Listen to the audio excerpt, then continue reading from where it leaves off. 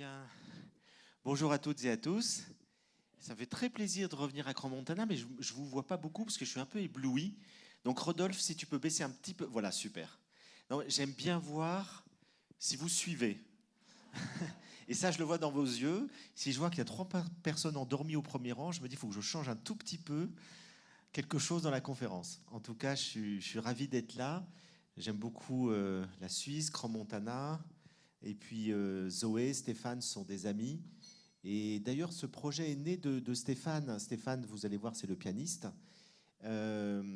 Et Stéphane, au fond, a beaucoup aimé un de mes livres qui s'appelle L'âme du monde. Et il en a fait une version musicale. Donc il a fait tout un CD musical sur L'âme du monde. Et ça fait longtemps qu'on se dit, il faudrait qu'on marie la parole et la musique. Et donc, même si c'est pas ce qui était, enfin, ce sera pas du tout une interprétation intégrale de ce qu'il a composé, il viendra donc plusieurs fois au milieu de la conférence pour donner sa version musicale et chantée des propos que je vais tenir sur l'âme du monde. Et l'âme du monde, c'est un conte philosophique qui parle de la sagesse, qui parle de la vie bonne, de la vie heureuse. Et c'est un peu par là, je crois qu'il y a un peu comment on dit, de la réverbération, je sais pas quoi là, d'écho. Il y a un peu d'écho. Il faudrait peut-être baisser un petit peu. Rodolphe, tu es toujours là. Je pense que, parce que je suis obligé de l'éloigner de plus en plus, sinon il va y avoir trop d'écho. Il faut baisser un peu le son. Voilà, c'est mieux. Merci. Et donc, en fait, ce dont je vais vous parler, c'est les grands thèmes de la sagesse, les piliers. Je vais vous parler un peu des 4 piliers de la sagesse. Donc, les 4 grands thèmes que je vais aborder, ça va être la connaissance de soi, la liberté, l'amour et l'acceptation ou le lâcher-prise. C'est vraiment les 4 piliers fondamentaux qu'on retrouve dans tous les grands courants de sagesse de l'humanité. Vous allez trouver ça dans le taoïsme, le bouddhisme, la philosophie grecque, etc. C'est vraiment quelque chose de très universel qu'on retrouve, dit avec des mots différents. Et c'est ça qui m'intéressait dans l'âme du monde, c'est peu importe d'où ça vient, d'ailleurs je dis jamais que c'est un bouddhiste, etc., je dis un sage prit la parole et dit, et là je montre ces convergences de la sagesse universelle. Alors c'est quoi la sagesse? En fait, on peut le comprendre à partir de la question du bonheur. Depuis à peu près 2500 ans, on trouve des intellectuels, des penseurs qui réfléchissent en Orient et en Occident sur la question du bonheur. Parce que après avoir vécu dans un monde dans lequel il fallait travailler extrêmement dur pour survivre, commencent à émerger des classes moyennes où les gens ont un peu plus de temps pour réfléchir, pour se poser des questions et notamment s'interroger sur le sens de la vie. Parce que quand vous êtes dans la survie, qu'il s'agit juste de se protéger des ours dans un monde extrêmement difficile et menaçant, c'est pas si évident que ça de se poser des questions sur le sens de la vie. Donc les hommes préhistoriques s'en sont sans doute posés, mais les conditions de vie étaient beaucoup plus difficiles. Et arrive un moment donné où les civilisations se développent, les cités se développent, et vous avez des gens qui commencent à avoir du temps aussi pour réfléchir. Vous savez que Aristote nous dit que les mathématiques sont nées en Égypte dans la caste sacerdotale qui avait des loisirs. C'est-à-dire qu'il fallait qu'il y ait des gens qui aient du temps pour observer le ciel, pour réfléchir à toutes les grandes questions philosophiques et donc aussi aux questions scientifiques. Et pour ça, il faut effectivement qu'on soit dans des conditions de vie qui permettent d'avoir cette réflexion.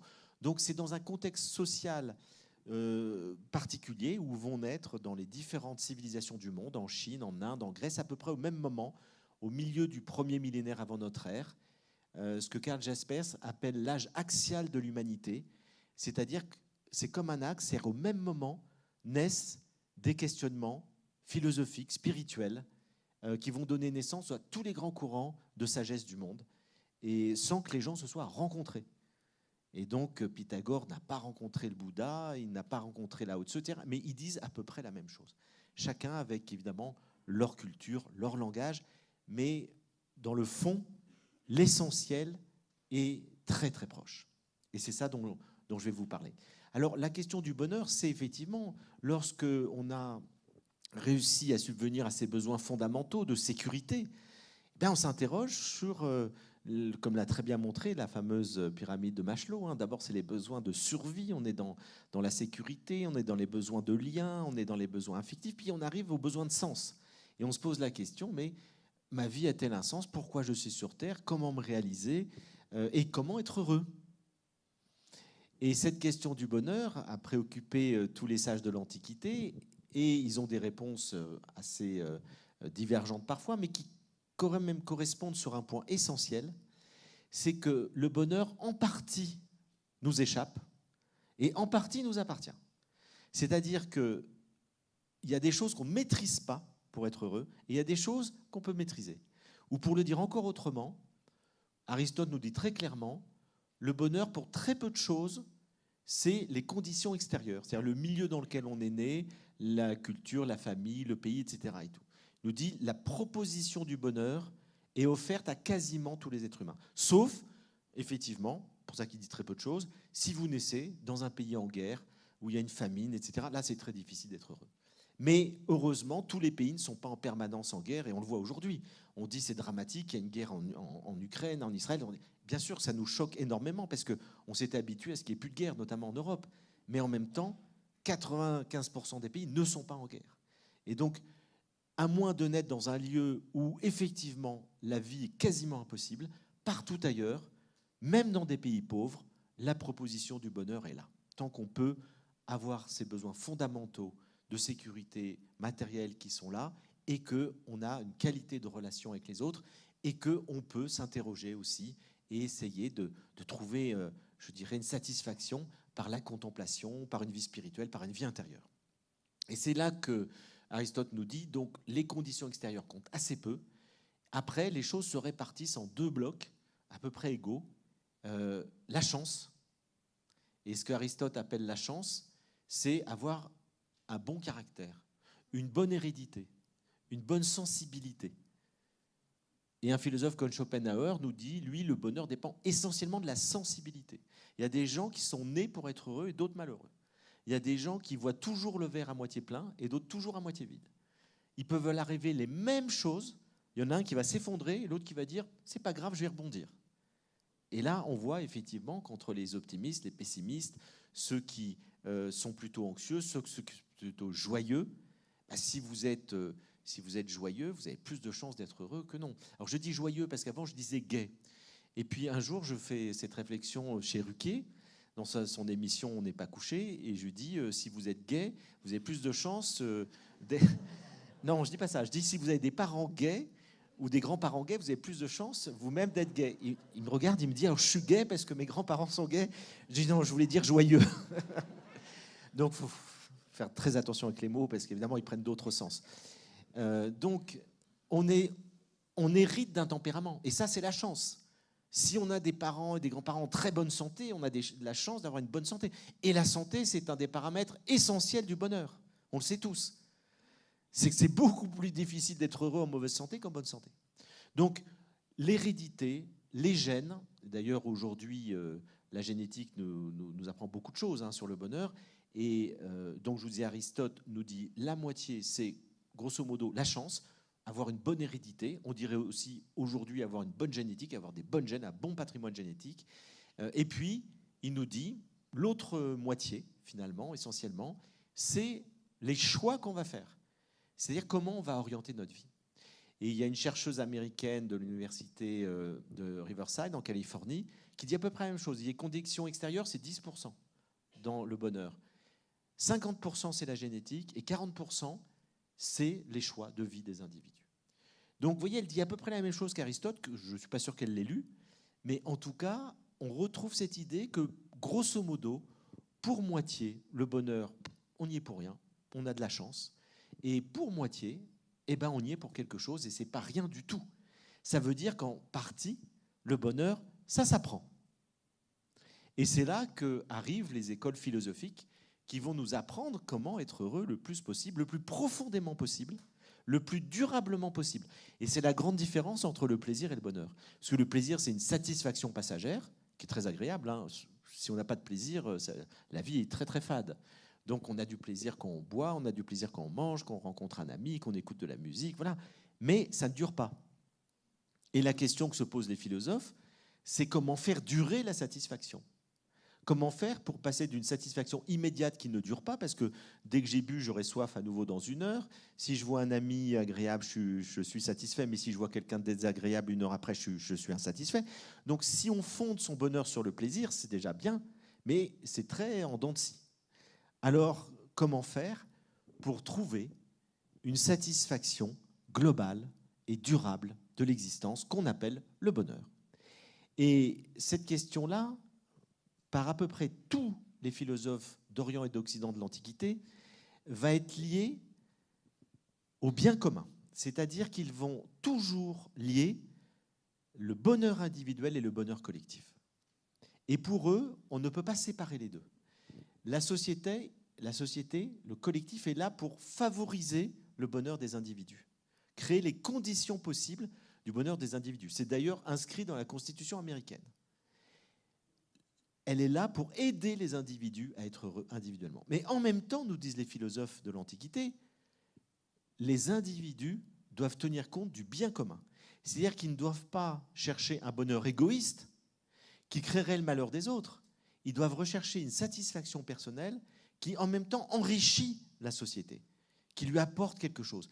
Autrement dit, il s'agit d'être heureux avec les autres et pas sans les autres. Et c'est ça, fondamentalement, le bonheur défini par les courants de sagesse de l'Antiquité, d'Orient et d'Occident. La recherche du bien commun, d'être utile aux autres, fait partie de la quête du bonheur, qui est aussi une quête individuelle. Donc c'est une quête individuelle et collective, et les deux s'éclairent mutuellement.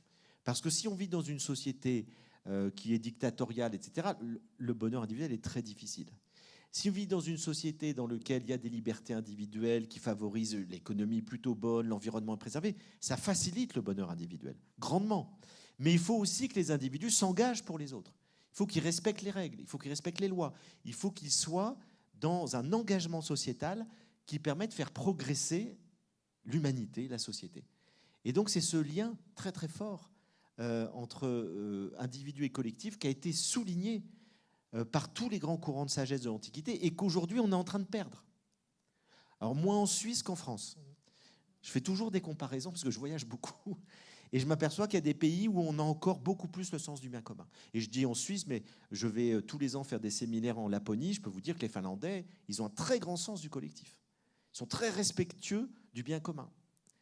Et c'est une des raisons de leur bonheur. Vous savez que l'ONU classe chaque année, ils font des sondages dans tous les pays, qui est les plus heureux, c'est les Finlandais qui sont numéro 1 depuis des années. Il y a plein de raisons. Il y a la nature. Ils sont omniprésents dans la nature très présente chez eux, font beaucoup de sport. Mais il y a le bien commun. C'est-à-dire qu'ils se sentent bien dans la société. Ils sentent que la société favorise l'épanouissement individuel et ils s'engagent pour que ça dure et donc pour que la société aille de mieux en mieux. Donc effectivement, il y a des pays où ce lien entre bonheur individuel et collectif est beaucoup plus fort qu'on ne le voit en France ou dans d'autres pays où ça se disloque totalement. Il y a de plus en plus d'incivilité, de manque de souci du bien commun, chacun pour soi. Et on le voit très bien dans la gestion politique. On est incapable de s'entendre. On est incapable, on le voit aujourd'hui, de faire une coalition politique. Alors qu'il y a d'autres pays où c'est une culture permanente de la coalition. On s'entend avec nos ennemis pour gouverner pour le bien commun. Mais en France, ça paraît impensable. Donc, c'est vraiment un point très important. On parlait de... tout à l'heure, Zoé disait que j'ai créé cette association, SEV, ça veut dire savoir-être et vivre ensemble, qui fait philosopher les enfants. Et c'est vrai que ça fait maintenant bientôt, ça fait 9 ans que ça existe. On a pu former 5 ou 6 000 animateurs dans 5 ou 6 pays francophones, ce qui permet à des enfants d'avoir accès à une réflexion philosophique dès l'école primaire. Et c'est vrai que c'est quelque chose qui me tient très à cœur parce qu'il est important d'éduquer les enfants à penser par eux-mêmes, à réfléchir. Si on veut en faire des citoyens responsables, il ne faut pas qu'ils apprennent simplement les mathématiques, la littérature, la géographie, c'est très bien. Ça, c'est un apprentissage des connaissances, des savoirs. Mais ce qui est tout aussi important, c'est d'apprendre à penser, d'apprendre à réfléchir, de se poser les bonnes questions, de développer un esprit critique, un jugement personnel. Ce que disait très bien Montaigne, on nous apprend dans l'éducation, vous voyez, c'est déjà de son temps, à avoir une tête bien pleine. Mais il nous dit c'est tout aussi important d'avoir une tête bien faite, c'est-à-dire d'apprendre à penser par soi-même. Donc c'est pour ça que j'ai créé cette association, puis je vois au premier rang là Bérangère Prima, et qui nous a beaucoup aidé parce qu'on vit de mécénat et de subventions. Hein. On a une association à but non lucratif. Et donc, merci à tous ceux qui nous soutiennent.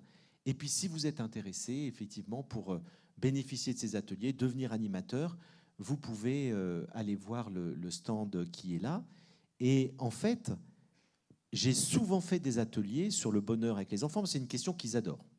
Il y a des questions qu'on vous dit aux enfants, de quoi vous voulez parler dans les questions philosophiques. Ce qui revient tout le temps, c'est le bonheur et la mort. C'est les deux grandes questions, mais ça fait partie des grandes questions existentielles. Alors, ils adorent parler de la mort, donc là, je ne vais pas en parler parce qu'il y a beaucoup à dire, mais je vais vous parler du bonheur et de la manière dont les enfants le perçoivent. Et il y a une anecdote que je raconte souvent parce qu'elle m'a beaucoup marqué. C'était après les attentats du Bataclan. Vous savez qu'on fait tellement de morts, c'était épouvantable ces attentats terroristes en France. Et une semaine après, était programmé depuis longtemps un atelier philo que je devais faire dans une école parisienne avec des enfants de 9-10 ans, CM1. Et le sujet qu'ils avaient choisi, c'était qu'est-ce qu'une vie réussie? Et je me dis, bon, c'est pas si simple de parler de ça après les attentats, mais on va quand même en parler. Et je leur pose la question, bah pour vous, c'est quoi une vie réussie? Et les enfants commencent assez rapidement à dire, bah une vie réussie, c'est d'être heureux. Si on a été heureux, on a réussi sa vie. Les parents, ils nous disent, on veut que tu sois heureux plus tard. Donc ça veut dire qu'être heureux égale réussir sa vie. Ça semblait assez consensuel. Et puis il y a un enfant qui lève la main qui dit, ben non, je ne suis pas du tout d'accord avec ça. C'est là que ça devient intéressant. Et je lui dis, pourquoi? Il me dit, parce que les terroristes qui ont tué des gens, ils sont morts heureux, parce qu'ils pensent qu'ils vont aller au paradis. Et bien pour moi, ils ont raté leur vie. Alors, je lui dis, pourquoi? Il me dit, parce qu'ils ont fait leur bonheur sur le malheur des autres. Et pour moi, réussir sa vie, c'est peut-être être heureux, mais en tenant compte des autres, en faisant quelque chose pour les autres, en tout cas en ne leur faisant pas de mal. Il a réussi à retourner toute la classe. Ils ont dit, mais t'as raison, c'est vrai, il y a des gens qui sont heureux, mais ils sont égoïstes. Ils ont beaucoup d'argent, mais ils ne donnent rien. Alors qu'il y en a d'autres, ils ont beaucoup d'argent, mais ils donnent. Ben, ceux qui ont beaucoup d'argent et qui donnent, ils ont réussi leur vie. Ceux qui ont beaucoup d'argent et qui ne donnent rien, ils ont raté leur vie. Parce que réussir sa vie, c'est le bonheur avec les autres. Alors je dis à ce petit garçon qui avait lancé toute la conversation, je lui dis, tu sais, il y a un philosophe qui a vécu il y a 2500 ans, qui s'appelle Socrate, et qui a dit la même chose que toi. Il a dit, il faut distinguer le bonheur simple de la vie bonne, et la vie bonne, c'est le bonheur plus la justice. C'est-à-dire que c'est le bonheur en tenant compte des autres. Et le petit garçon me dit, je suis heureux de savoir que Socrate pense comme moi. Et j'adore cette histoire parce que c'est tellement vrai. Socrate pense comme lui et il pense comme Socrate. Et c'est ça le langage universel de la philosophie. C'est le langage de la raison qui est universel. Au-delà des cultures, au-delà des époques, au-delà des âges, on peut penser la même chose parce qu'on utilise sa raison. Donc il faut faire philosopher tous les enfants. Alors, quand je vous dis ça, maintenant, on va en venir aux grandes questions de la sagesse, mais je voulais déjà poser cette idée que, au fond, le bonheur, pour les anciens, c'est ce souci de soi et ce souci des autres. Et maintenant, on va progressivement voir ces 4 grands piliers de la sagesse, après que Stéphane nous ait illustré ce que je viens de dire, ou dit à sa manière, avec le piano, ce que je viens d'évoquer.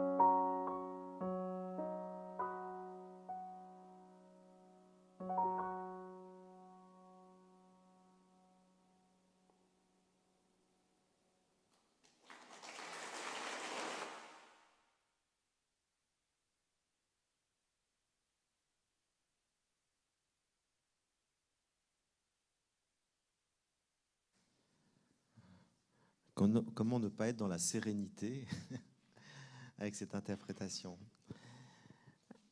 Alors, vous connaissez tous cette phrase de Socrate, « Connais-toi toi-même », qui est en fait une phrase de l'oracle de Delphes. Et c'est vrai que la connaissance de soi est perçue par tous ces grands philosophes de l'Antiquité comme la clé essentielle du chemin vers la sagesse. Se connaître soi-même, ça veut dire s'observer, faire de l'introspection, voir comment je fonctionne, comment je réagis aux choses, pourquoi des choses ou des personnes ou des situations me mettent en colère, me rendent triste ou au contraire me mettent dans la joie. C'est donc comprendre tout le fonctionnement de mon être, de mon corps, de mes émotions, de mon cœur, de mon intelligence. Et donc c'est ce travail d'observation de soi dont Socrate parle beaucoup. Il nous dit qu'une existence doit être examinée, sinon elle ne vaut pas la peine d'être vécue. Et cet examen de son existence, ça passe par, encore une fois, cette introspection qui fait qu'on essaye de se comprendre, de se connaître et de s'améliorer. Parce que le but de tout ça, c'est de s'améliorer. La vie, c'est comme une école. On apprend, on fait des expériences. Mais ce qu'il faut, c'est tenir compte de ces expériences, apprendre de ces expériences. Et pour ça, il faut être conscient, il faut être attentif, il faut être vigilant, il faut réfléchir. Je fais telle chose, ça crée de la souffrance, je fais telle autre chose, ça crée de la... Est-ce que je ne peux pas changer quelque chose? Si chaque fois que je fais telle et telle chose, je souffre ou je crée de la souffrance pour les autres, c'est qu'il y a quelque chose qui ne va pas. Et donc, pourquoi? Et on sait depuis la psychanalyse, et j'ai envie de dire même depuis Spinoza, qu'il a déjà dit 3 siècles avant Freud, que la plupart du temps, nous sommes mus par notre inconscient. Nous faisons des choses, nous avons des comportements mus par notre inconscient. Telle personne peut épouser régulièrement des maris ou des femmes qui lui conviennent absolument pas, mais elle reproduit un schéma qu'elle a connu dans sa petite enfance avec un parent maltraitant. Et donc, il s'agit de s'observer pour comprendre pourquoi je suis dans tel et tel comportement. J'ai une amie qui m'a dit un jour, je ne comprends pas, je tombe toujours sur des pervers narcissiques. Quelle malchance! Je lui dis, attends, laisse la chance de côté, maintenant travaille sur toi. Parce que si tu travailles sur toi, tu vas comprendre pourquoi tu tombes toujours sur des pervers narcissiques. Et quand tu auras compris, tu arrêteras de rencontrer des pervers narcissiques. Parce qu'il y a une loi fondamentale de la vie, c'est qu'elle nous resserre toujours le même plat tant qu'on n'a pas compris les choses. Retenez bien ça, hein, si vous rencontrez toujours des gens qui vous font du mal, si vous arrivez toujours des tuiles, ça vient peut-être aussi de vous. Et là, il s'agit effectivement de s'observer, de se comprendre et de voir ce qui en nous attire tel ou tel événement de la vie, parce que la vie veut nous faire comprendre quelque chose. Et moi, je crois qu'une des raisons pour lesquelles on est sur Terre, c'est pour passer de l'inconscience à la conscience. On est là pour grandir en conscience, pour comprendre les choses, pour progresser en connaissance de soi et en compréhension du monde. Et que la connaissance de soi passe donc par cette observation. Mais c'est aussi pour une autre raison qu'on peut faire tout ce travail d'introspection. C'est pour découvrir qui nous sommes comme individus singuliers. Parce que bien souvent, nous imitons les autres. Nous faisons les choses en fonction des injonctions sociales, familiales, culturelles. Mais nous ne sommes pas nous-mêmes. Nous allons faire un métier parce que, alors si mon père était banquier, je vais devenir banquier. Mais peut-être que j'avais envie d'être pianiste. Ou l'inverse. Une fois, j'ai dit ça dans une conférence, et quelqu'un a levé la main à la fin, elle a dit moi je suis pianiste parce que mon père était prof de piano, j'aurais rêvé de devenir banquier. Pourquoi pas? Il n'y a pas de saut métier, il suffit juste de faire le métier qui nous correspond, à notre tempérament, à nos dons, à nos talents, à notre vocation profonde. Et nous avons tous des talents différents. Nous avons chacun un visage singulier. De la même manière qu'il n'y a pas deux visages pareils, il n'y a pas deux personnalités identiques. Et donc nous avons à découvrir nos talents et ce pourquoi nous sommes faits, tant dans la vie professionnelle que dans la vie affective. Il y a plein de schémas possibles. On sort de plus en plus aujourd'hui du modèle unique, du couple à vie. Il y a plein d'autres choses, plein de manières de vivre sa vie amoureuse et affective que les jeunes découvrent. Alors des fois on est perdu, je reconnais que j'ai plein de jeunes autour de moi. Dès qu'on discute, alors toi t'es quoi? Est-ce que t'es bisexuel? Non, t'es pansexuel? Enfin, on est perdu. Mais c'est pas grave. Ils découvrent eux-mêmes qu'ils ne sont pas forcément ce que la société leur propose comme schéma. Et du coup, ils ont besoin de tâtonner pour aller vers quelque chose qui leur correspond, même si parfois on peut s'égarer là-dedans aussi. Donc, il s'agit de savoir qui nous sommes. Il s'agit de se connaître et de faire émerger l'individu singulier que nous sommes. Et il y a un penseur que j'aime beaucoup, j'ai fait un livre sur lui il y a quelques années, c'est Jung. Carl Gustav Jung, ce grand penseur suisse, parle du processus d'individuation. Et il nous dit, on est sur Terre pour réaliser son processus d'individuation. C'est-à-dire devenir l'individu singulier que nous sommes, au-delà de toutes les imitations que nous faisons. Et pour ça, il donne tout un certain nombre d'exemples qui sont très intéressants. Il nous dit par exemple, nous avons tous une persona. La persona, vous savez, c'est le masque que portaient les acteurs dans le monde grec et romain pour qu'on les reconnaisse de loin. Donc il y a la persona du méchant, de la personne autoritaire, de la personne triste. Le masque permet de loin de voir le caractère de la personne. Et il nous dit, socialement, nous avons tous une persona. Parce que nous en avons besoin dans la vie sociale. Mais il faut savoir l'enlever et ne pas s'identifier à sa persona. Par exemple, un gendarme doit avoir une persona d'autorité. Parce que s'il vous arrête à un feu rouge que vous avez plus ou moins grillé et qui vous dit « Excusez-moi de vous déranger, je ne veux vraiment pas vous importuner, vous avez certainement beaucoup d'autres choses plus intéressantes à faire, mais est-ce qu'éventuellement vous auriez vos papiers ?» Vous rigolez et vous partez. Il doit dire « Vos papiers ». Et là, on ne rigole pas. Persona d'autorité. Mais si quand il rentre chez lui le soir et qu'il dit aux enfants « À table », ça ne va pas. Il ne faut pas qu'il ait la même autorité en famille que dans son métier. Et là, ça va poser des problèmes. Donc il faut pas les médecins, c'est pareil. Ils doivent avoir une persona de compétence. Quand vous allez voir votre médecin, quand vous montrez vos analyses, s'il regarde, il dit « J'y comprends rien ». Mais vous changez de médecin tout de suite. Qu'est-ce qu'il va vous dire? On va refaire des examens complémentaires. Il faut qu'il ait l'air de maîtriser les choses. Mais dans sa vie personnelle, c'est mieux qu'il n'ait pas le sentiment de toujours tout comprendre, tout maîtriser. Donc il s'agit de ne pas s'identifier à l'image sociale. Alors c'est nécessaire, on a besoin de donner une certaine image sociale. Moi, pendant longtemps, j'ai cru qu'il fallait que je donne l'image de quelqu'un qui sait tout. C'est-à-dire quand je faisais une conférence, qu'on me posait une question, des fois je ne comprenais même pas la question, mais je répondais comme si j'avais parfaitement compris la question. Et un jour, il y avait plus de 1500 personnes dans la salle, j'ai dit « Excusez-moi, j'ai rien compris à votre question ». Et ça m'a libéré, tout le monde a ri, ça m'a libéré. Je me suis dit « Enfin, je peux montrer que je ne connais pas ». Et maintenant, je le fais régulièrement. Quand je suis à un truc à la télé et qu'on me pose une question et je dis « Je ne sais pas ». Il y a plein de choses que je ne sais pas, vous savez. Et ça détend tout le monde, parce qu'on est tous pareils finalement, il y a plein de choses qu'on ne sait pas. Et donc, ça fait beaucoup de bien de ne pas s'identifier à sa persona et de la lâcher, même en public. Mais des fois, c'est nécessaire. Si vous faites un entretien de travail professionnel Et puis vous dites, vous savez, je suis assez minable, hein, finalement, j'ai beaucoup de fragilité, je suis un peu paumé d'ailleurs, mais vous allez m'aider, hein, si vous m'engagez, ça va être une bonne thérapie pour moi. C'est fichu. Donc il faut quand même avoir l'air compétent quand on fait un entretien de travail, même si on ne l'est pas. Bon, je ferme la parenthèse. Donc, lâcher la persona. Autre chose, Jung nous dit qu'il faut traverser son ombre. Il dit il faut avoir traversé l'enfer de ses passions pour les avoir surmontées. C'est-à-dire qu'il faut regarder ce qu'on n'a pas envie de voir en soi. On a tous des choses vilaines en nous. On a tous des méchantes pensées. On a tous parfois envie que quelqu'un meure.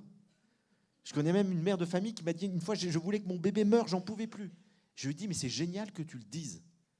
Parce que sinon, c'est refouler quelque chose. Le dire, le reconnaître, on a tous des pensées criminelles, on a tous des mauvaises pensées, on a tous des choses inavouables. Et bien ça, il faut le reconnaître. Alors, pas publiquement, hein, mais vous, il faut le savoir.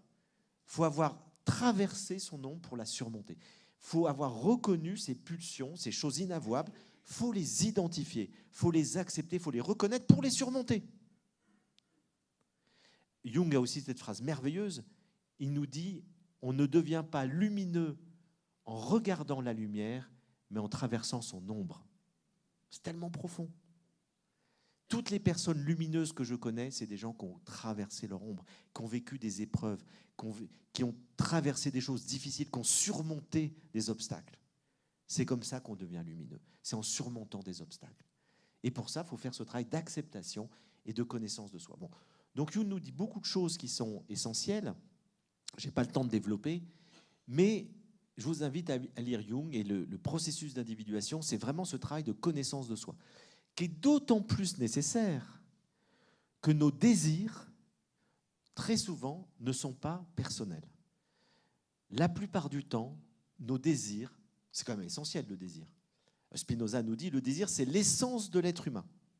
Si on se lève le matin, c'est parce qu'on désire quelque chose. Si on n'a plus de désir, ça s'appelle la dépression. Et c'est pas drôle. Et donc, le désir, c'est le moteur de nos vies. On fait tous des choses parce qu'on a des désirs. On a envie d'être vivant parce qu'on a du désir. C'est ce qui nous rend pleinement vivants, le désir.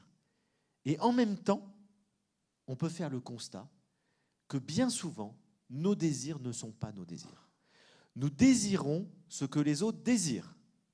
Ce qu'on appelle le désir mimétique. C'est René Girard, grand philosophe français, qui a beaucoup écrit sur le désir mimétique.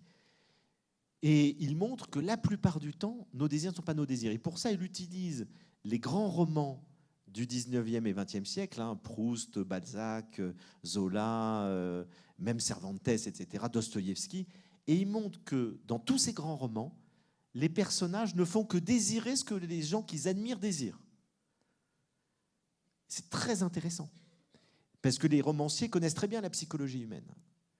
Et Proust, il nous raconte que lorsqu'on l'amène pour la première fois voir une grande cantatrice qui s'appelle la Berma, il trouve ça nul. Et puis quelqu'un qui l'admire lui dit c'était fabuleux. Et du coup, il trouve ça fabuleux.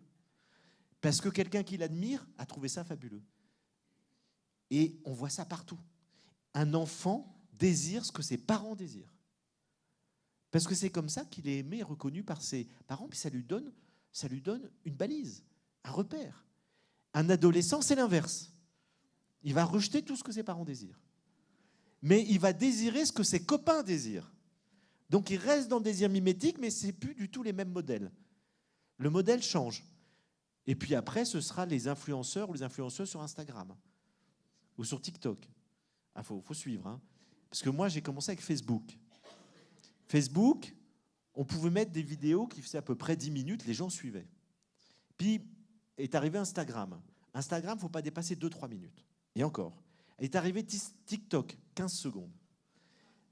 L'attention d'un adolescent d'aujourd'hui ne va pas plus loin que 15 secondes sur une vidéo. C'est hallucinant. Il y aurait toute une conférence à faire là-dessus. Je reviens sur les réseaux sociaux où les influenceurs sont là pour nous faire désirer, ou en tout cas aux adolescents, aux enfants, pour leur faire désirer des choses. Et d'ailleurs, tous les influenceurs sont liés à des marques commerciales. Il s'agit de faire vendre les produits qu'ils préconisent, les vêtements qu'ils ont, les sacs à main qu'ils portent, les tennis qu'ils ont, etc. Et donc, c'est ce qu'on appelle le désir mimétique. Et ça continue toute la vie. Quand vous allez rentrer dans une entreprise, si vous admirez votre patron, vous allez vouloir la même montre que lui, la même voiture que lui. On est tout le temps dans le désir mimétique. Pourquoi est-ce que vous croyez que les Rolex ont autant de succès? Est-ce que c'est raisonnable de mettre 50 000 ou 100 000 euros dans un objet gros comme ça, alors qu'un autre objet tout aussi beau peut coûter 50 euros et marcher aussi bien? Ce n'est pas rationnel. On est dans le désir mimétique. Je désire porter une montre que les gens que j'admire portent. L'industrie du luxe est entièrement fondée sur le désir mimétique. On veut appartenir à une certaine classe sociale, il faut le montrer par sa voiture, par sa montre, etc. Et donc, le désir mimétique, c'est essentiel dans le capitalisme. C'est vraiment, ça a été compris, analysé, etc. Et c'est comme ça que fonctionne toute la publicité. Donc, le désir mimétique, ça marche. On peut être à peu près heureux avec du désir mimétique, mais pas totalement heureux. Parce que, au fond, le bonheur dépend plus profondément de mes désirs personnels que du désir mimétique qui fait que je vais vouloir désirer ce que les autres désirent pour être reconnu par eux. Et là, eh bien, pour savoir ce que je désire vraiment, il faut s'observer. Il faut réfléchir, il faut prendre de la distance par rapport aux autres, par rapport à la société, par rapport à la publicité, par rapport au marketing, par rapport aux parents, par rapport aux réseaux sociaux. Il faut gagner en liberté intérieure pour essayer de savoir qui je suis, qu'est-ce que je veux, qu'est-ce qui me convient, qu'est-ce que moi, en tant qu'individu singulier, je désire véritablement. Et là se pose la grande question de la liberté dont je vais vous parler après une nouvelle pause musicale.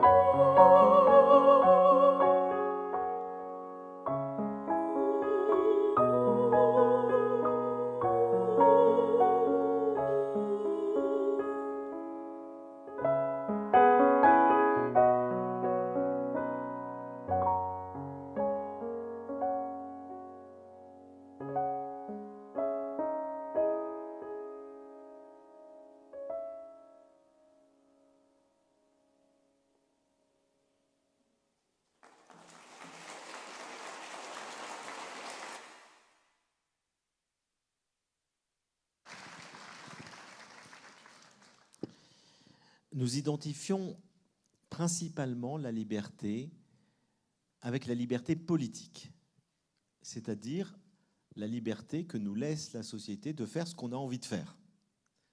Et donc, pour nous modernes qui avons durement lutté pour obtenir des libertés politiques, liberté de conscience, liberté d'expression, liberté de mouvement, liberté de choix de vie personnelle, il y a encore quelques décennies, on ne pouvait pas divorcer. Donc toutes ces questions-là de liberté de faire ce que nous avons envie de faire, c'est une acquisition très récente, le fruit d'un combat de plusieurs siècles, qui a commencé au XVIIe siècle avec l'avènement de l'autonomie du sujet, c'est-à-dire que l'individu s'émancipe du groupe et cherche en Europe, et puis par la suite dans une partie du reste du monde, à devenir le législateur de sa propre vie, comme dira Kant. C'est-à-dire que les Lumières, c'est ça. C'est que l'individu devient autonome. Il décide ce qui est bon pour lui, ce qui est mauvais pour lui. Et ça rejoint tout à fait, d'ailleurs, le thème des philosophes de l'Antiquité, où chacun doit pouvoir être le législateur de sa propre vie.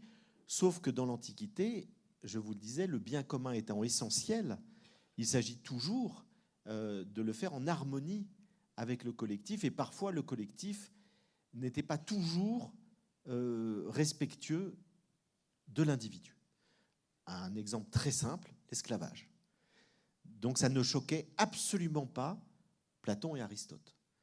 Pour Aristote, c'est même on est esclave de nature. C'est-à-dire qu'il y a des gens qui naissent pour être esclaves et d'autres pour être citoyens. Donc c'est une problématique dans laquelle il ne voyait pas d'inconvénient à ce qu'il y ait des inégalités sociales. Et donc le grand progrès qu'ont fait les Lumières, c'est de considérer que tous les individus se valent. Et que donc ce qui est valable pour les uns doit être valable pour les autres. Et c'est la justice des droits humains qui s'est progressivement imposée dans nos sociétés modernes, qui est un progrès considérable. Et donc je trouve qu'aujourd'hui, pouvoir choisir effectivement son mode de vie, choisir son métier, choisir sa religion ou son absence de religion, etc., c'est un progrès considérable. Et on voit dans les sociétés encore très traditionnelles qui existent dans le monde, combien des individus souffrent de ne pas pouvoir exprimer ses aspirations personnelles. Et donc là-dessus, indéniablement, la liberté politique est essentielle. Mais elle est essentielle à deux conditions. La première, c'est qu'on garde le souci du bien commun, c'est-à-dire que les individus à qui on offre des libertés pour qu'ils puissent s'émanciper continuent de servir le bien commun. Et le problème, c'est que ce n'est pas toujours le cas, comme je vous disais tout à l'heure. Et puis la deuxième condition, c'est qu'on n'oublie pas qu'il n'y a pas que de la liberté politique. Il y a une autre forme de liberté que les philosophes de l'Antiquité ont très bien soulignée, mais qu'on a tendance à oublier, c'est la liberté intérieure. Et qu'on peut des fois faire tout ce qu'on veut politiquement et être complètement esclave de ses pulsions et de ses passions. Ce que Spinoza a très très bien défini en disant, pour lui d'ailleurs ça va très loin, puisqu'il croit que le libre arbitre n'existe pas, et il pense que nous sommes entièrement mus par nos pulsions, par nos désirs inconscients, et qu'il s'agit à l'intérieur de cet état d'esclavage de faire émerger une forme de liberté en étant lucide et conscient de soi. Et c'est à travers la connaissance de soi qu'on va pouvoir orienter nos désirs vers des choses ou des personnes qui nous font du bien, qui sont justes, et corriger tous nos désirs qui s'orientent vers des choses ou des personnes qui nous font du mal, qui ne sont pas justes pour nous. Et le tout en ayant toujours le souci du bien commun. Donc, Spinoza définit la liberté comme essentiellement intérieure par rapport à un conditionnement, voire un déterminisme très fort de nos désirs, de nos pulsions, de notre inconscient, du désir mimétique, etc. Tout ce que je vous ai dit. Et ce que la psychanalyse a parfaitement montré ensuite, en montrant à quel point nous avions des mécanismes de répétition, des scénarios névrotiques, qui fait qu'on fait un tas de choses sans avoir conscience de pourquoi on le fait. Et donc, cette liberté intérieure, elle se conquiert. Elle se conquiert non pas par des luttes politiques, elle se conquiert par un travail intérieur, par un travail sur soi, et ça rejoint ce que je vous disais tout à l'heure sur la connaissance de soi. La connaissance de soi va nous permettre de devenir libre, c'est-à-dire de savoir qui je suis, ce qui est juste pour moi, quels sont mes désirs et comment bien les orienter. Parce que si j'oriente mes désirs vers des choses ou des personnes qui ne me conviennent pas pour des raisons névrotiques, je serai malheureux toute ma vie ou je ferai du mal toute ma vie. Et donc il s'agit de gagner cette liberté intérieure. Les stoïciens sont encore plus radicaux. Vous savez, le stoïcisme, c'est ce grand courant philosophique de l'Antiquité. C'est la plus grande école de sagesse de l'Antiquité. Elle a duré 1000 ans. Et il y a des grands représentants, donc c'est Zénon le fondateur, hein, au 5e siècle avant notre ère, et puis ça va jusqu'à Épictète, Marc Aurèle, qui est un des derniers grands représentants. Et donc il y a eu le stoïcisme est passé de la Grèce à Rome, et donc le stoïcisme est très radical. Il pense que tout est déterminé, et que la seule liberté, c'est la liberté intérieure. Et la liberté consiste, au fond, à acquiescer à son destin. Ou pas. À bien jouer son rôle qui nous a été déterminé par le destin. Il nous donne l'exemple, Épictète, d'acteurs. Ils disent, nous sommes tous des acteurs dans une pièce de théâtre. Ce n'est pas nous qui avons choisi de jouer tel rôle ou tel rôle. Nous croyons que c'est nous qui avons choisi, mais ce n'est pas nous. C'est le metteur en scène, qu'ils appellent le logos, la raison universelle, qui a tout ordonné, qui a ordonné le monde dès l'origine, et qui a ordonné tous les destins individuels, pour le meilleur possible. Et dans tous ces destins individuels, nous avons un rôle qui nous a été attribué. Certains seront empereurs, d'autres seront valets, d'autres seront servantes, d'autres seront esclaves. Et donc ce qui compte, c'est de bien jouer son rôle. Prenons l'exemple de Marc Aurèle. Marc Aurèle, vous le savez, c'était cet empereur romain du IIe siècle, qui était un grand philosophe, qui a écrit ce livre merveilleux qui s'appelle Les Pensées, dans lequel, sur les champs de bataille, la nuit, il écrivait des maximes stoïciennes pour se tenir droit, pour essayer de se conforter. Et ce livre, c'est le livre le plus vendu de toute l'histoire de la philosophie. Il continue d'être un best-seller permanent, parce que ce sont des maximes universelles qui aident à vivre. Et Marc Aurèle, il n'était pas, au départ, il pensait qu'il ne serait pas empereur, parce qu'il n'était pas du tout fils d'empereur. C'était un noble, comme plein d'autres, à Rome. Et il était passionné par la philosophie. À 12 ans, il découvre la philosophie par son professeur de peinture, qui lui fait découvrir le stoïcisme. Il se passionne, il se met à se vêtir du manteau de très rêche des cyniques, il dort à même le sol, et il veut étudier la philosophie et consacrer sa vie à la philosophie. Et puis, à 16 ans, l'empereur Adrien, qui n'a pas de descendant, adopte Antonin pour en faire son successeur, à condition qu'Antonin adopte Marc Aurèle pour en faire lui-même son successeur. Parce qu'il connaissait Marc Aurèle, il savait que c'était quelqu'un d'extrême, très belle personne, qui était passionné de philosophie, et il voulait que Marc Aurèle un jour lui succède. Et Marc Aurèle, apprenant qu'il va devenir un jour empereur, il a 16 ans, il n'endort plus la nuit. Pour lui, c'est horrible. Il n'avait aucune envie de devenir empereur. C'est l'inverse de nos hommes politiques qui pensent, en se rasant le matin, à la présidentielle. Aucune envie, le pouvoir ne l'intéressait pas du tout. Et la nuit, il va faire un rêve dans lequel il voit que les dieux vont lui mettre des épaules en ivoire pour porter la charge de l'empire. Et il se réveille en se disant, c'est mon destin, je dois l'accepter. Et c'est là qu'il accepte de devenir empereur un jour. Alors je dis ça parce que je connais bien le sujet, parce que je viens de finir un livre qui s'appelle Le rêve de Marc Aurèle, où je raconte la vie de Marc Aurèle et le stoïcisme, et ce livre va sortir au mois de novembre, donc je viens de le finir. Donc je suis à fond dans la philosophie de Marc Aurèle, qui est passionnante. Et donc Marc Aurèle est convaincu, comme tous les stoïciens, qu'on a un destin. Et lui, il est empereur, ça ne l'amuse pas du tout, mais il va essayer d'être un bon empereur. Et donc, ce que nous dit Épictète, c'est qu'on a un rôle qui nous est attribué, on doit jouer, et peu importe qu'on soit empereur ou valet, ça n'a aucune importance. Ce qu'il s'agit, c'est de bien jouer, c'est-à-dire d'être un bon empereur ou un bon valet. Il s'agit de bien jouer le rôle qui nous a été attribué. Et il s'agit, pour être heureux, de l'accepter. Et d'ailleurs, on le voit très bien, quand on voit une pièce de théâtre, on ne va pas applaudir uniquement les rôles prestigieux. On va applaudir les acteurs qui jouent bien. Et pourquoi un acteur joue bien? Parce qu'il est heureux dans son rôle. Et donc, si on va voir une pièce avec un type terrible, qui trompe sa femme tout le temps, qui ment tout le temps, mais qui joue tellement bien, comme Pierre Arditi sait le faire par exemple, on va l'applaudir à tout rompre, parce que c'est jubilatoire.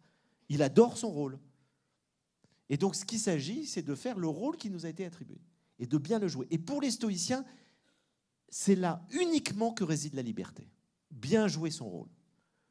Et si on le joue mal, on a décidé de mal le jouer. C'est-à-dire qu'on va mal jouer, on va se plaindre de son rôle, on va se plaindre de sa vie, on va tout le temps être dans la plainte, et donc on va mal jouer son rôle. Donc la liberté, elle se joue, et je vais y revenir tout à l'heure, dans l'acceptation de notre destin. Amor fati, dira Nietzsche, aime ton destin. Et c'est là qu'on voit à quel point cette question de la liberté intérieure est très importante pour tous les philosophes de l'Antiquité, jusqu'à Spinoza, Montaigne, pour qui, effectivement, ça ne sert pas à grand-chose d'être libre de faire tout ce qu'on veut si on est esclave ou de nos désirs, ou de nos pulsions, ou de nos passions, qui fait qu'on ne sera pas capable d'être lucide pour pouvoir être heureux avec ce qui nous est donné. Alors, en même temps, ça pose un problème. Ça pose le problème d'un certain fatalisme. Ça pose, et c'est pour ça que le stoïcisme, tout en prônant l'égalité de tous les êtres humains, c'est ce que prône le stoïcisme, contrairement à Aristote qui nous dit qu'il y a des gens qui sont nés pour être esclaves et d'autres pour être citoyens, les stoïciens, pas du tout. Ils disent on est tous les mêmes, parce qu'on a tous le même logos, la même raison humaine. On peut tous philosopher, les hommes, les femmes, les esclaves, les citoyens. Par contre, on s'en fiche complètement d'être empereur ou esclave, d'être homme ou femme, ça n'a pas d'importance. Mais il faut qu'on joue le rôle qu'on doit jouer dans la société. Et c'est pour ça que Marc Aurèle, il était empereur, ça l'emmerdait, mais il n'a rien fait pour abolir l'esclavage. Parce que pour lui, ce n'était pas important d'être esclave. Ce qui compte, c'est qu'un esclave soit un bon esclave, qu'un empereur soit un bon empereur, que chacun fasse ce qu'il doit faire. Et donc, évidemment, ça nous choque, nous, parce qu'on est moderne et qu'à la lumière de la modernité des droits humains, on a envie de se dire, mais quand même, ils auraient pu, et c'est la critique que j'adresse à Marc Aurèle, il aurait pu aller jusqu'au bout, finalement, de sa pensée stoïcienne qui considère tous les êtres humains sont égaux pour abolir l'esclavage en disant si vous avez envie d'être esclave, devenez-le, mais si vous n'avez pas envie, vous pouvez vous en libérer. C'est ça qu'on aurait attendu de lui. Il ne l'a pas fait. Pour deux raisons, parce que d'abord, il était citoyen romain et que c'était inenvisageable du temps des Grecs et des Romains d'abolir l'esclavage. Toute la société fonctionnait comme ça. Et deuxièmement, parce qu'il considérait qu'après tout, un esclave peut être un individu exceptionnel s'il joue bien son rôle, s'il accepte son destin. Et que peu importe d'être riche, pauvre, esclave, c'est ce que les stoïciens appellent des indifférents. Ils nous disent le bien et le mal n'existent que dans l'intention morale. Tout le reste, la richesse, la gloire, la pauvreté, la santé, c'est des indifférents. Ça n'a pas d'impact sur la vie morale. Vous pouvez être en bonne santé, riche et un salaud. Vous pouvez être pauvre, en mauvaise santé et un individu extraordinaire. Et donc ce qui compte pour les stoïciens, c'est la qualité humaine qui est liée à l'intention morale, c'est-à-dire à ce qu'on fait de notre vie, à nos paroles, à nos actions, à nos pensées, etc. Et donc, peu importe qu'on soit riche, pauvre, qu'on soit né là, ça n'a aucune importance. Il y a aussi une grande sagesse là-dedans. Donc, vous voyez, c'est compliqué, parce que c'est une pensée qui ne révolutionne absolument pas la société, qui maintient des inégalités, mais qui en même temps est porteuse d'une très profonde sagesse, qui est l'acceptation de ce qu'on est. Alors, il faut arriver, je pense, à mixer les deux. C'est-à-dire être dans cette acceptation de ce qu'on est, tout en essayant de faire évoluer la justice pour qu'il y ait plus d'équité dans le monde. Ce que les stoïciens ont fait à toute petite dose. Ils ont quand même fait progresser la justice. Par exemple, Marc Aurèle a fait voter des lois pour éviter la cruauté envers les esclaves. Mais évidemment, on aurait attendu plus. Donc, vous voyez, on est sur une philosophie de l'acceptation de ce qui est et qui nous fait comprendre que la vraie liberté est intérieure. Alors, c'est un peu extrême, et c'est pour ça que je pense que, en fait, la vérité, c'est que les deux sont aussi importants. La liberté politique et la liberté intérieure. Peut-être que les Grecs attachaient trop d'importance à la liberté intérieure par rapport à la liberté politique.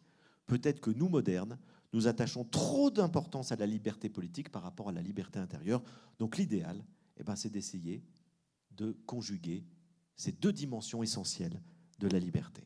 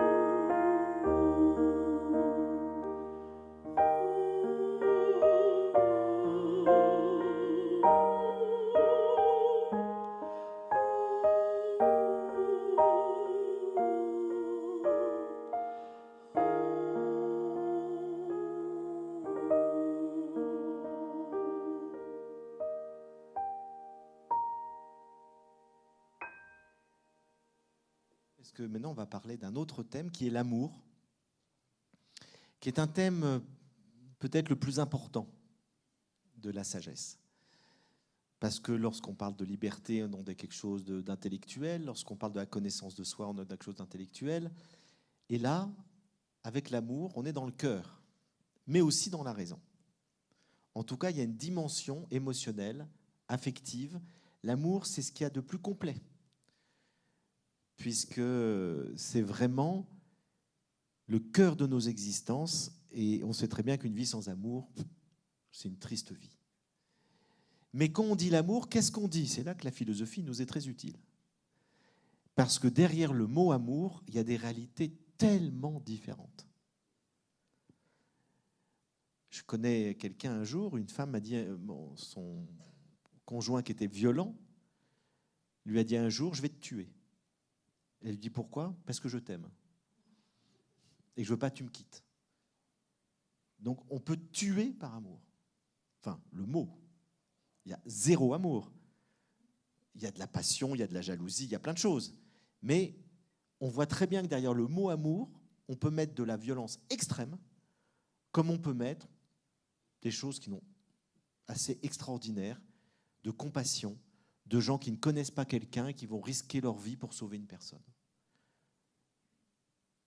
Il y a des gens qui vont se noyer en voulant sauver quelqu'un qui se noie. C'est de l'amour aussi. Et on met le même mot.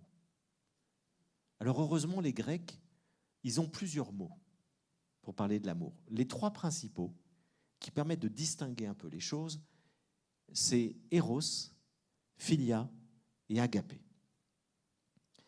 Eros, c'est Platon qui en parle très bien dans le Banquet. Vous savez, le Banquet, c'est un livre de philo qui est formidable. Moi, j'ai découvert la philo à 13 ans en lisant le Banquet de Platon. C'est un livre très accessible dans lequel Socrate et d'autres philosophes discutent de l'amour. Et ils décident de discuter de l'amour autour d'un banquet. Et on a retenu d'ailleurs du banquet 2 interventions. Celle de Socrate, dont je vais vous parler, et celle d'Aristophane. Aristophane nous dit que l'amour, c'est la recherche de sa moitié.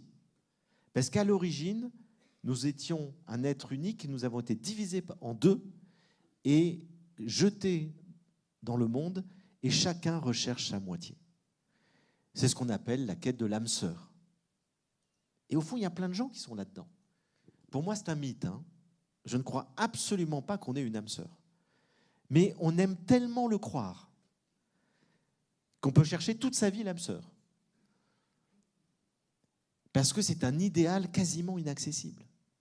Mais nous avons cette quête de l'âme sœur, d'un être qui est parfaitement ajusté à nous, qui est notre moitié. Et puis le deuxième discours qu'on a retenu, c'est celui de Socrate qui fait parler une femme, Diotima, qu'on ne connaît que par lui. Et il nous dit, j'ai été initié à l'amour par Diotima, qui m'a expliqué ce que c'était que l'amour. Et là, c'est la fameuse théorie de l'échelle ascendante. Et il nous dit, l'amour, c'est Eros, c'est le désir, qui fait que nous commençons par désirer des corps, des beaux corps. Et puis, une fois qu'on a désiré des beaux corps, on découvre la beauté d'une âme. Et on va désirer la beauté des âmes. Et puis, quand on aura compris la beauté des âmes, on désirera la beauté de la connaissance en soi, de la philosophie. Et puis enfin, on cherchera la beauté en soi, qui est le divin, qui est la nature. Et nous allons progressivement monter cette échelle du désir pour partir du désir du corps jusqu'au désir de Dieu, du divin, de la nature, de la beauté. Il nous dit, c'est cette échelle du désir que nous apprenons à faire parce que nous recherchons au fond un absolu qui est la beauté en soi, donc Dieu, et que nous commençons par le découvrir à travers un corps, parce que c'est ce qui nous est donné immédiatement dans la pulsion d'Eros. Et donc ce qu'on appelle l'amour platonique, c'est pas du tout ce qu'on croit. Parce que si vous rencontrez quelqu'un qui va dire on va partir en week-end ensemble, mais rassure-toi, ce sera platonique. Ça, vous entendez, il n'y aura pas de sexe. Pas du tout. Ça veut dire qu'on va commencer par le sexe pour aller jusqu'à Dieu. Je vous préviens, parce que enfin, si le type est philosophe, c'est ça que ça veut dire. S'il n'est pas philosophe, ça veut dire pas de sexe.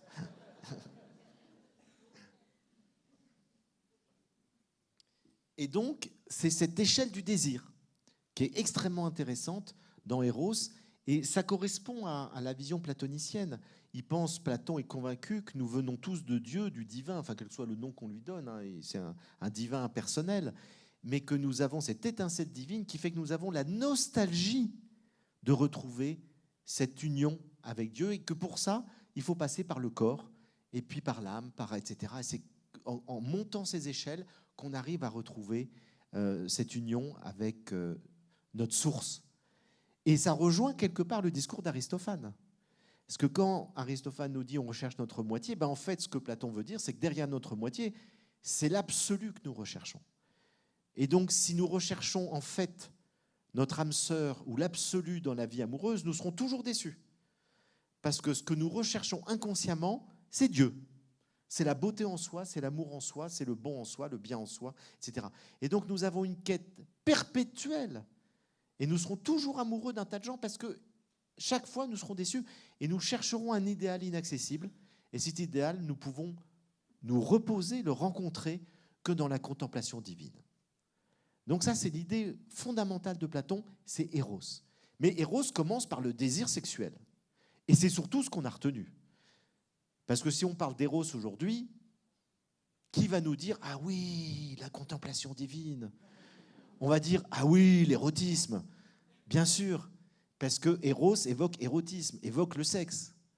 Et c'est vrai. Le sexe, ça fait quand même tourner le monde. C'est quand même essentiel, c'est quand même très présent dans nos vies, dans la plupart de nos vies. Et donc, le sexe, le désir sexuel conduit à la passion amoureuse. C'est-à-dire, si on aime seulement à partir du sexe, on est dans la passion. Et donc, l'attirance pour la beauté d'un corps conduit à une passion amoureuse dans laquelle, comme le dit le mot passion, on est passif. C'est-à-dire qu'on subit la relation. C'est pour ça qu'on peut passer par des états émotionnels complètement chaotiques. Un jour, on va être au nirvana, et puis le lendemain, parce que notre copain, notre copine ne nous a pas rappelé qu'on s'inquiétait tout, on est en enfer. La passion, c'est montagne russe. Et il y a des gens qui adorent ça. Moi, un jour, je parlais avec un ami philosophe que je nommerai pas, un peu de charité, et il me dit, mais qu'est-ce que ça m'emmerde la manière dont tu parles de l'amour, philia, agapé, mais il n'y a que le sexe qui est intéressant, il n'y a que la passion qui est intéressante. Il me dit, moi, ce qui me passionne, c'est de tomber amoureux. Et puis au bout de 6 mois, plus rien, je retombe amoureux. Mais il me dit, je veux surtout pas changer. Parce que c'est ça qui me fait vibrer. Et pourquoi pas? Mais il est tout le temps malheureux. Mais c'est ça qui le fait vibrer. Comme dans les montagnes russes, hein, on a peur, c'est horrible, mais on vibre. Ou les films d'horreur. On a affreusement peur, mais on est addict. Enfin, pas moi, mais il y a plein de gens qui adorent ça. Et donc, au fond, la passion nous rend pleinement vivants. Mais en même temps, on subit. On ne maîtrise rien, et puis ça ne dure pas très longtemps. Quand Frédéric Beigbeder a écrit son livre « L'amour dure 3 ans », ça date, hein, parce qu'aujourd'hui, ça dure 6 mois grand max. Si on est dans Eros, si on ne dépasse pas le sexe. Mais dès qu'on découvre l'âme, ah, là c'est autre chose. Là, on passe à philia. Philia, c'est ce que Aristote explique dans dans l'Éthique à Nicomaque. L'Éthique à Nicomaque, c'est un très beau livre de philosophie. J'ai fait ma maîtrise de philo à Fribourg sur l'Éthique à Nicomaque, donc je connais bien ce livre. Et c'est un livre dans lequel il parle de l'amitié, qu'il appelle philia. Et il explicite ce qu'il appelle l'amour d'amitié. Parce que philia, il ne faut pas le traduire amitié. Si vous traduisez par amitié, on entend des copains.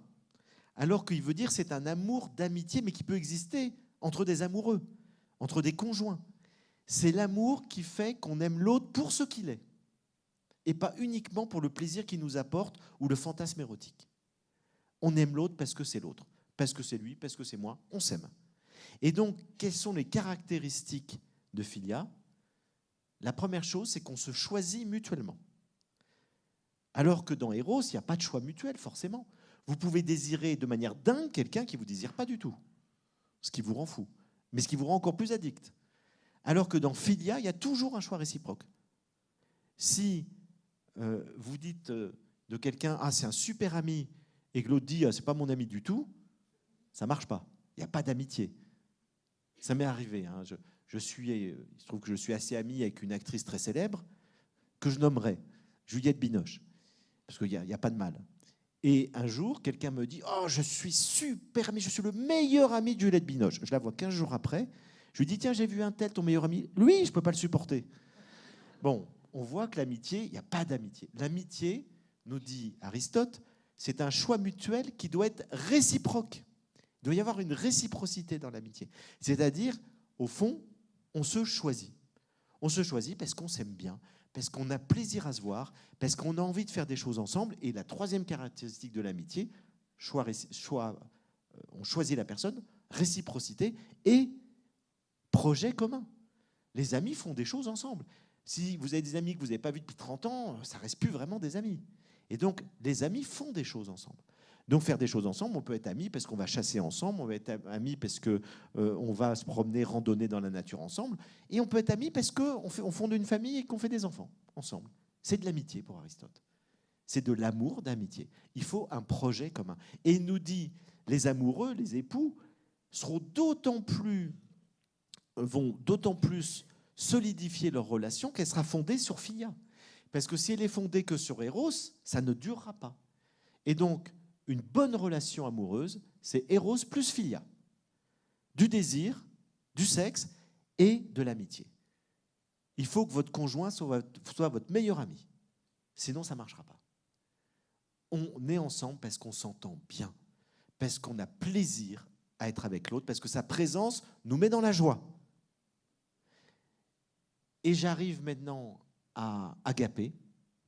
Alors agapé n'existe pas dans la philosophie grecque, c'est un mot qui est inventé dans le Nouveau Testament, qu'on va trouver dans les évangiles et chez saint Paul. Et agapé, c'est l'amour de Dieu. C'est un amour totalement inconditionnel. C'est l'amour universel. C'est la manière dont, nous dit le Nouveau Testament, Dieu nous aime. Dieu nous aime de manière inconditionnelle. Il n'y a pas de réciprocité. Bon, il n'y a pas de sexe, il n'y a pas de réciprocité, il n'y a pas de choix. Dieu nous aime, c'est comme ça, de manière inconditionnelle. Un peu comme des parents aiment leurs enfants. C'est agapé. On aime ses enfants, si on les aime, de manière inconditionnelle. Il n'y a pas forcément de réciprocité, il n'y a pas forcément d'amitié. On peut avoir des enfants qui nous détestent, mais on continue de les aimer. C'est agapé. On aime de manière inconditionnelle, sans raison. Et c'est, je vous disais tout à l'heure, il y a des gens qui vont sauver des vies, de gens qui ne connaissent pas. C'est agapé. Il n'y a pas d'amitié, il n'y a pas de désir. On aime l'autre, on aime un être humain, on aime un animal, et on est prêt à se sacrifier pour cet autre, pour sauver cette vie. C'est tous les gens qui s'engagent dans l'humanitaire. On est dans agapé. On veut aider les autres. Alors, ça peut être une pathologie, hein, parce que je connais des gens dans l'humanitaire, c'est pas agapé. C'est j'ai besoin d'être reconnu et j'ai besoin de faire du bien pour qu'on me reconnaisse. Donc, il peut y avoir des névroses dans l'engagement humanitaire. Mais vous avez des gens qui sont dans agapé et qui font ça parce qu'ils ont une compassion qui fait qu'ils ont envie d'aider ceux qui souffrent. Agapé, compassion. Et là, on rejoint le bouddhisme. Parce qu'au même moment, il y a une évolution dans le bouddhisme qui est en train de se faire. Vous savez que le bouddhisme ancien, donc le bouddhisme du VIe siècle, du temps du Bouddha, la notion de compassion n'existe pas. Ce qui existe, c'est la bienveillance, maîtrise. Maîtrise, ça veut dire respecter tous les êtres vivants. Et le Bouddha, dans ses sermons, les plus anciens, nous parle toujours de maîtrise. Il s'agit de respecter tout être vivant, ne pas commettre de violence, respecter les autres, tous les êtres vivants, y compris les animaux. Et donc, maîtrise, c'est la bienveillance universelle. Mais dans maîtrise, il n'y a pas cette notion de compassion qui fait qu'on va s'engager, qu'on va risquer sa vie pour les autres. On respecte, mais ça ne va pas plus loin. Et il y a un courant interne au bouddhisme qui va naître, qui va se développer au fil des siècles, qu'on appelle le grand véhicule. Et le grand véhicule va développer une nouvelle notion qui va être karuna. Et karuna, c'est la grande compassion. Ce n'est pas simplement ne pas faire du mal aux autres, c'est leur vouloir du bien et être actif pour le faire. Et ça rejoint l'agapé chrétienne. Parce que Jésus passe son temps à dire « aidez-vous les uns les autres ».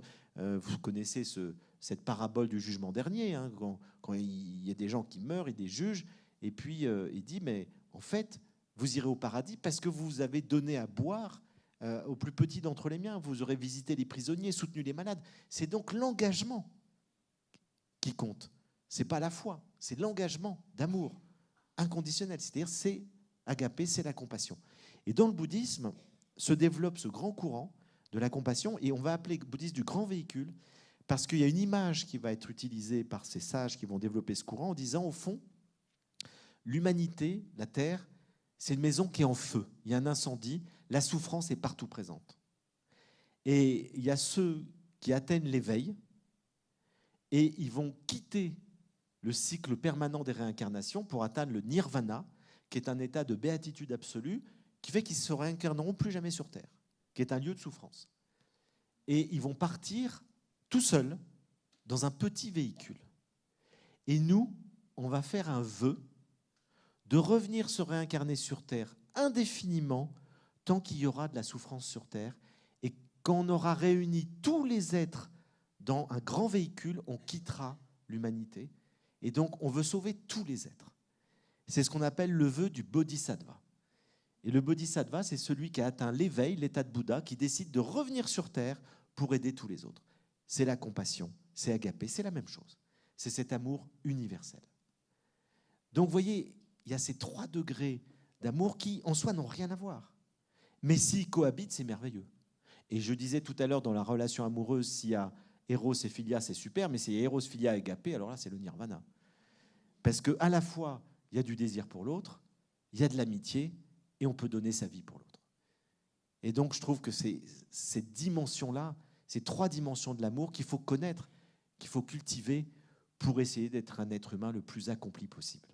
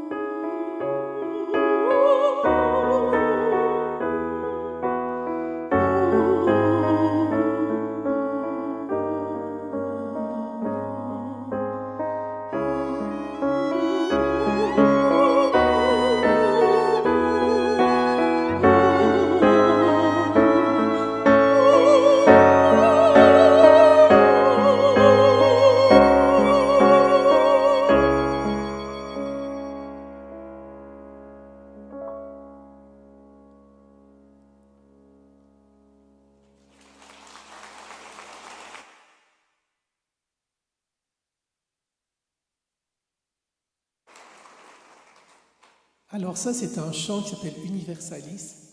Et à tous mes concerts depuis 20 ans, je termine avec ça. Là, ce ne sera pas terminé, je vous rassure. Mais j'aimerais vraiment beaucoup, et je suis sûr que Frédéric serait très touché aussi, de vous faire chanter ça. Voilà, c'est justement le thème de l'amour. J'avais d'abord appelé ça Amor Universalis, mais ça sonnait un petit peu... Voilà, alors... C'est l'amour universel, c'est l'agapé. Donc, c'est important de le vivre, et pas seulement de le penser. Alors, on va l'apprendre ensemble, c'est très simple.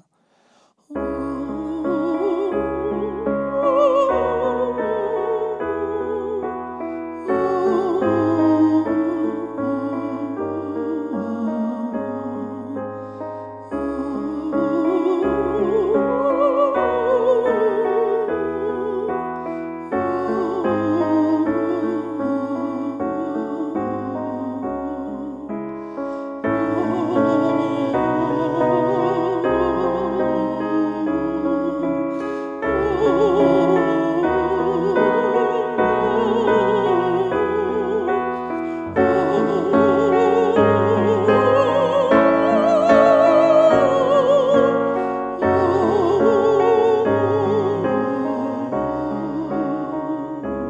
C'est un bon début.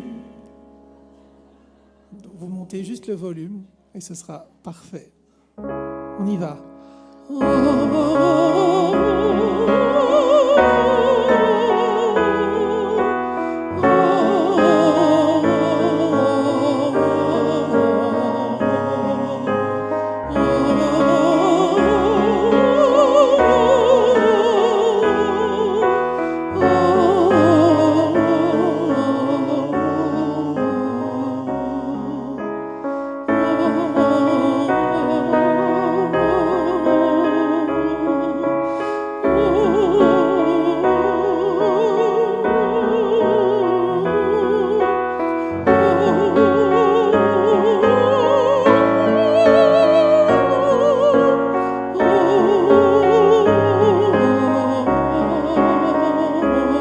Jamais 203 pour l'éternité.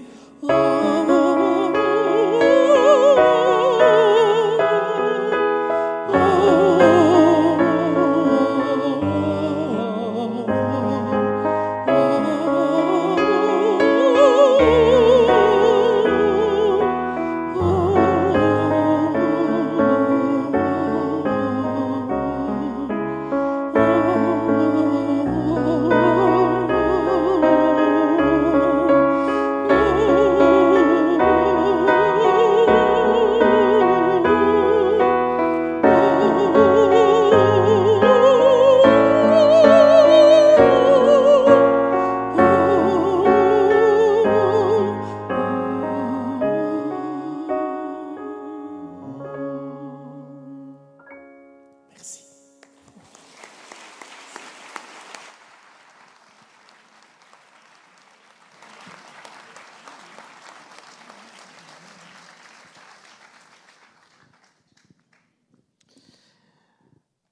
Alors vous allez me dire, c'est bien beau tout ça, la connaissance de soi, la liberté, l'amour, mais la vie, elle est faite de beaucoup de, comme je viens de l'évoquer, de souffrances, de difficultés, d'épreuves. Et le Bouddha nous dit, tout est souffrance, tout est dukkha en sanskrit. C'est-à-dire vraiment, l'existence, un enfant, il commence par souffrir, parce qu'il découvre un monde qui le panique, et puis il doit être rassuré sur le sein de sa mère. Au moment de la mort, on bascule vers l'inconnu, et puis il y a toute la souffrance de nos proches, etc. Donc la vie est faite de souffrances. La vie est faite d'épreuves, de difficultés, d'obstacles. Alors, comment réagir, comment faire pour tous ces courants philosophiques et de sagesse face à toutes ces épreuves et difficultés de la vie? Et là aussi, on voit un point de convergence très fort autour de l'idée de l'acceptation et du lâcher-prise, avec deux orientations. Il y a l'orientation un peu radicale qu'on peut trouver, que j'ai déjà évoquée, qui consiste à dire que, au fond, tout est déterminé, que notre destin est entièrement déterminé et qu'on ne peut que librement l'accepter ou non. Et puis, il y a un point de vue moins radical qui peut dire que les choses ne sont pas aussi déterminées que ça, qu'on peut faire évoluer les choses et que néanmoins, une fois qu'on ne peut plus rien faire, ben là, on va être toujours confronté à la possibilité ou non de l'acceptation. C'est d'ailleurs une forme de stoïcisme que développera Épictète, dans lequel il dit il faut distinguer ce qui dépend de nous de ce qui ne dépend pas de nous. Et il peut dépendre de nous, par exemple, si on est malade, de nous soigner. Il ne s'agit pas de dire « je suis malade, c'est la volonté de Dieu, eh bien je vais mourir ». Non, si on est malade, on se soigne. Et puis, une fois que j'ai essayé tous les traitements possibles, si mon mal est incurable, c'est là qu'il s'agit d'accepter son destin. Et donc, Épictète met une nuance très importante. Il faut distinguer ce qui dépend de nous de ce qui ne dépend pas de nous. Tout ce qui dépend de nous, il faut faire tout ce qu'on peut pour l'améliorer. Et lorsque on a fait tout ce qu'on peut et qu'on ne peut plus rien faire, il vaut mieux accepter joyeusement ce qu'on ne peut pas changer, plutôt d'être en colère contre la vie. Et là, on rejoint les autres courants de sagesse, dont la plupart nous disent la même chose. C'est-à-dire que lorsqu'on ne peut plus rien faire sur une situation, mieux vaut l'accepter que de souffrir deux fois. Une première fois du malheur qu'on a, et une deuxième fois de la colère et du ressentiment et de la tristesse qu'on a du malheur qu'on a. Et d'ailleurs, c'est peut-être souvent la pire des souffrances. On le voit très bien avec les gens qui ont une grave maladie. La colère qu'ils ont les fait souffrir des fois plus que le mal qu'ils ont. On le voit lorsqu'on perd un proche. La colère contre la vie est des fois plus souffrante que la tristesse d'avoir perdu un proche. Et donc le ressentiment, la colère, le refus créent souvent plus de dégâts, plus de souffrance que l'épreuve en soi. Et c'est pour ça que les sages du monde entier nous disent « accepte ce que tu ne peux changer ». Alors évidemment, ce n'est pas facile du tout. C'est très facile à dire, hein. C'est assez facile à conceptualiser, c'est très dur à vivre.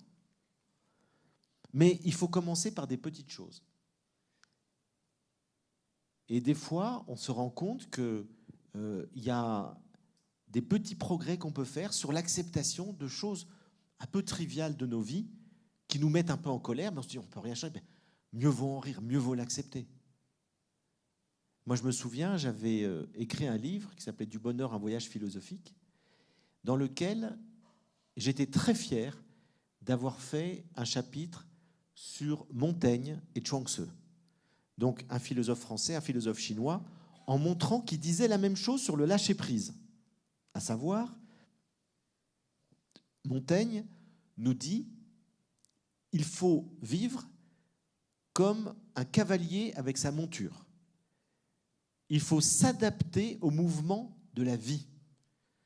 C'est-à-dire, si votre cheval va au pas, vous avez une posture, une assise qui correspond au pas du cheval. S'il va au trot, il faut changer votre assiette.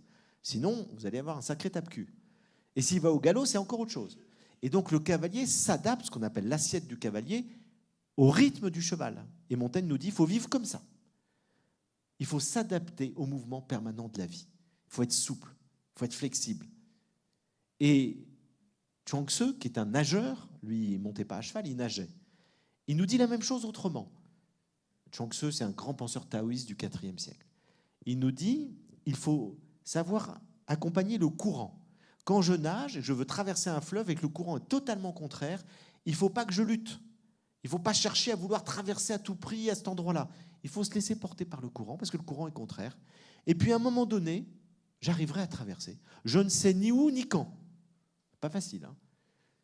Quand vous voulez traverser un fleuve, vous vous dites je me laisse porter par le courant puis je verrai bien quand je pourrai traverser, c'est un sacré lâcher-prise. Et c'est pourtant, ça peut vous sauver la vie. Un jour, j'étais dans le Pays Basque et je discute philosophie avec un maître nageur qui surveillait les plages. Il me dit c'est formidable ce que vous avez écrit dans votre livre parce que c'est exactement ce qu'on vit tous les jours ici. Il y a des courants qui sont à 5-10 mètres de la plage qui fait que si vous luttez, ces courants vous amènent au loin. Si vous luttez, vous vous épuisez, vous vous noyez. Si vous vous laissez porter par le courant, il va vous amener 300 mètres plus loin et vous allez vous sauver la vie. Donc il ne faut jamais lutter contre un courant parce que vous vous épuisez.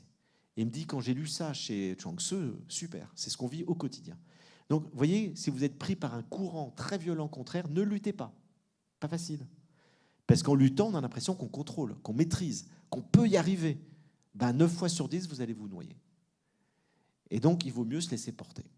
Et c'est ça que j'avais écrit. Et il nous dit, c'est pour ça que Chuang Tzu nous dit, la plus grande qualité pour être heureux, c'est la flexibilité, la souplesse, savoir s'adapter.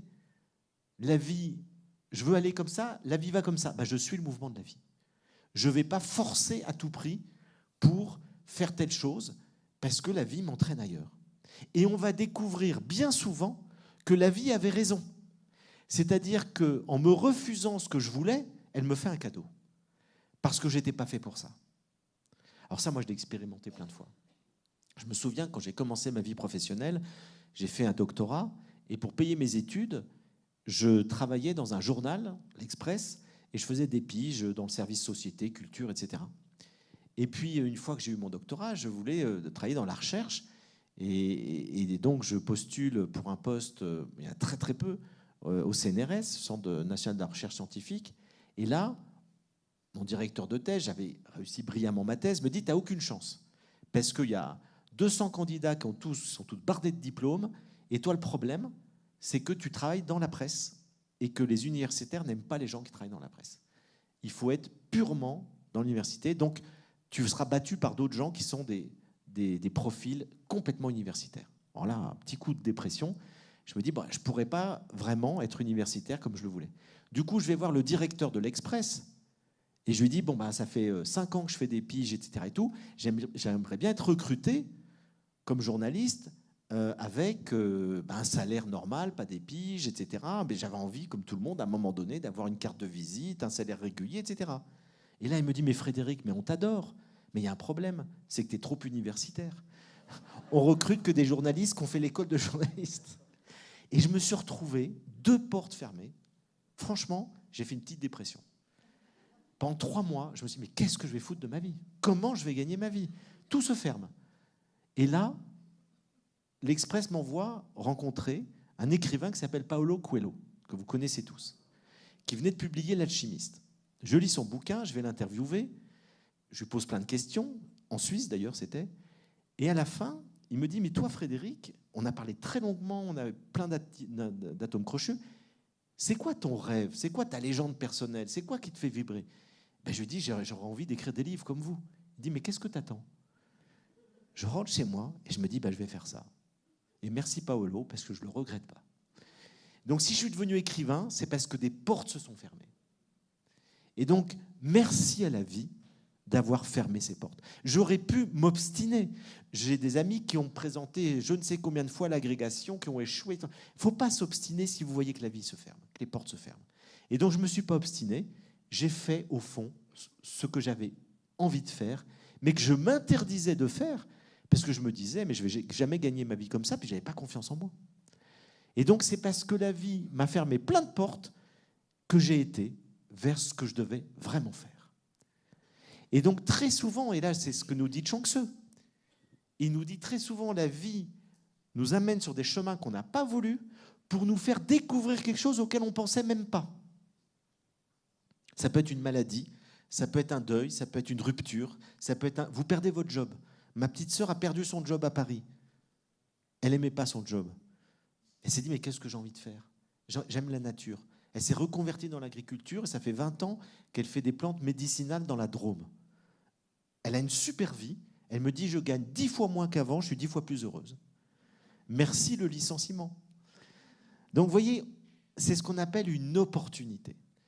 Et en chinois, le mot crise, ce sont 2 idéogrammes. L'un qui veut dire danger. Quand il y a une crise, il y a un danger, il faut être prudent.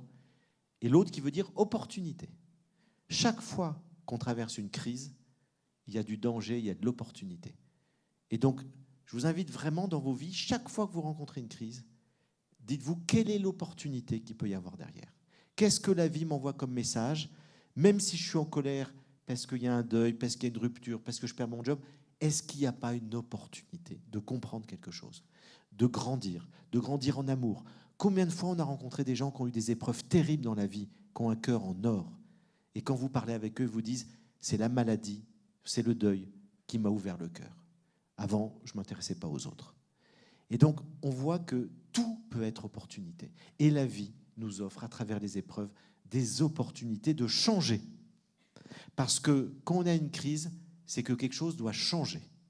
L'étymologie du mot crise en grec, crisis, c'est « ça ne peut plus continuer comme ça ». Et quand l'humanité traverse une crise, ça veut dire « ça ne peut plus continuer comme ça ». Pourquoi est-ce qu'aujourd'hui on est dans une crise systémique? On est dans une crise écologique gravissime, on est dans une crise économique, on est dans une crise des relations internationales, on est dans une crise sociétale. C'est parce que ça ne peut plus continuer comme ça. Il faut changer notre regard, il faut changer nos modes de vie, il faut voir la crise comme une opportunité de changer et pas comme la fin du monde. Et donc, que ce soit au plan individuel et collectif, l'acceptation, le lâcher-prise, c'est de dire « je suis face à une difficulté, je suis face à un mur, il faut que je puisse réorienter ma vie autrement ». Alors, encore une fois, c'est pas facile et je termine l'anecdote. J'avais écrit ce livre sur le bonheur. Je parle de Chuang Tzu et Montaigne. Je suis super fier de moi. Je me dis, personne n'a jamais pensé à réunir ces 2 philosophes sur ce thème du lâcher-prise. Et au moment où je termine le chapitre, c'était il y a un bout de temps, il n'y avait pas encore de le cloud, etc. Je n'avais pas sauvegardé et j'efface au lieu de sauvegarder. C'était sur un Mac il y a 15 ans, et je sais, parce que j'avais déjà eu le problème, que c'était irrécupérable. Et j'ai un vertige, une colère monte en moi, et d'un coup me vient, mais de quoi il parlait ce chapitre déjà? Ah oui, du lâcher-prise.